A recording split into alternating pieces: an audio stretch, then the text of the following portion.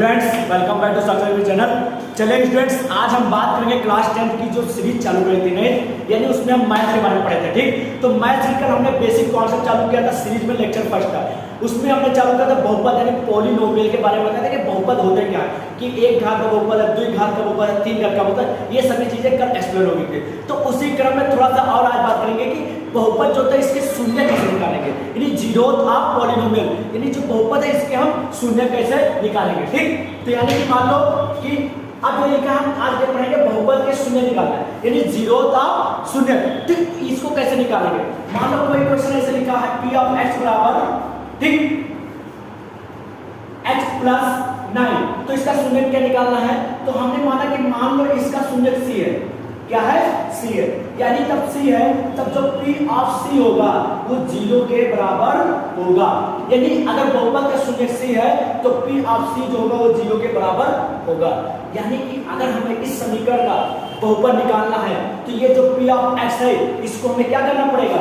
0 के बराबर करना पड़ेगा। यानी अगर हम बहुपद को 0 के बराबर करते हैं, यानी कि यहाँ पर रखते 0 बराबर x प्लस 9, यानी अगर हम इसकी जगह पे 0 रख दें और ये समीकरण लिख दें, ठीक, तो ये क्या होगा? हमें यहाँ से शून्य निकलेगा। अब यहाँ से अगर x की वैल्यू चाहिए तो 9 को इधर भेजोगे, ये प्लस में इधर आ जाएगा, बेटा क्या हो जाएगा? माइनस का 9, ये क्या होगा? x, यानी जो x की वैल्यू है वो क्या होगी? -9, और जो x की वैल्यू आई है वही होगी समीकरण की बहुपद। यानी क्या हो जाएगा? इसी का बहुपद का क्या हो जाएगा? शून्य। जो बहुपद लिखा है इसी का क्या हो जाएगा? शून्य। अतः लिखोगे, अतः जो बहुपद का शून्य है क्या है?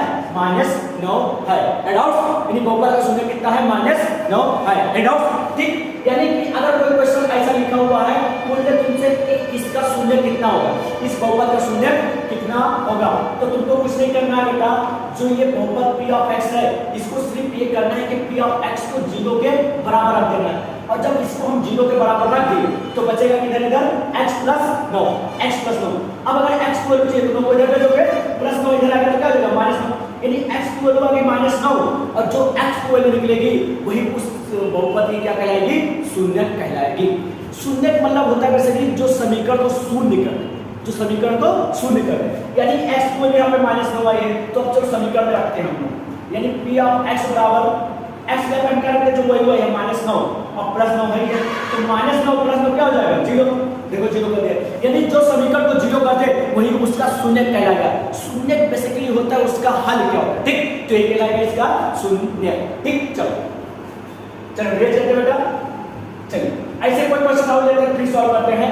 जैसे एक क्वेश्चन और लेते हैं, p ऑफ x बराबर, ठीक, x² -9, बोलते हैं इस समीकरण का बहुपद ये शून्य ज्ञात करो, इस बहुपद का शून्य ज्ञात करो। हमने आपको बताया कि क्या करोगे, आप कुछ नहीं करना है, ये जो है इसको लोग क्या कर देनी है? 0 के बराबर, यानी जो p ऑफ x है इसको हमें क्या कर देना है? 0 के बराबर। ठीक, लिखोगे फॉर 0, यानी बहुपद के शून्य के लिए p ऑफ x क्या हो जाएगा? वो 0 के बराबर हो जाएगा। अब अगर p ऑफ x 0 के बराबर हो गया तो यहाँ पे 0 लिख देंगे, बचेगा क्या? इधर x² -9 है ना। अब अगर हमें x² की जगह वैल्यू चाहिए तो 9 को इधर भेजोगे, 9 को इधर भेजोगे ना। अब अगर ये माइनस में है बेटा, इधर आएगा तो क्या हो जाएगा? +9, यानी इधर हो जाएगा +9, बचेगा क्या? इधर x²। अब x² चाहे इधर लिखो चाहे उधर लिखो, यानी x² बराबर क्या हो जाएगा? 9।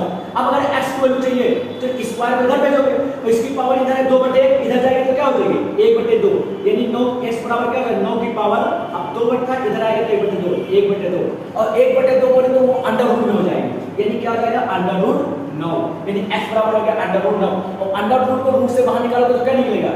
x बराबर क्या निकलेगा? 3, क्योंकि 3 3 का क्या होता है? 9 है ना। यानी x की वैल्यू कितनी आ गई? 3। अब तुम लिखोगे अतः जो बहुपद है उसका शून्य क्या है? 3 है। ठीक, ये कहलाएगा बहुपद हमारा शून्य। ये बहुत क्वेश्चन पूछा जाता है पेपर में कि बहुपद का शून्य कैसे निकालते हैं। ठीक, तो ये बेसिकली बेस्ड होगा कि हाँ बहुपद का शून्य कैसे निकालते हैं। एक मेथड और है बहुपद का शून्य निकालने के लिए, वो भी आज एक्सप्लेन कर देते हैं। ठीक, ये चीज देख लेना, ऐसे बहुपद का शून्य निकाला जाता है। ठीक, दूसरा कॉन्सेप्ट क्या है कि बहुपद का अगर शून्य निकालना ग्राफ विधि से, किस विधि से निकालना हो? ग्राफ विधि से। तो शून्य कैसे निकालेंगे? बहुत ही इजी है।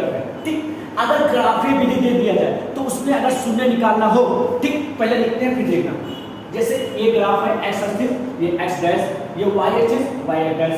ठीक, मान लो कोई रेखा ऐसे कह दी है, ठीक, तो तुमको देखना है ये एक्स अक्ष को कितनी बार काट रहा है, एक बार, तो इसका शून्य कितना हो जाएगा, एक। यानी यहाँ से एक हमारा कॉन्सेप्ट निकल के आता है कि अगर ग्राफ में विधि शून्य पूछे तो जो रेखा होगी, जो रेखा जाएगी, वो रेखा एक्स अक्ष को जितनी बार काटेगी उसके उतने ही क्या हो जाएंगे, शून्य। समझे कि नहीं?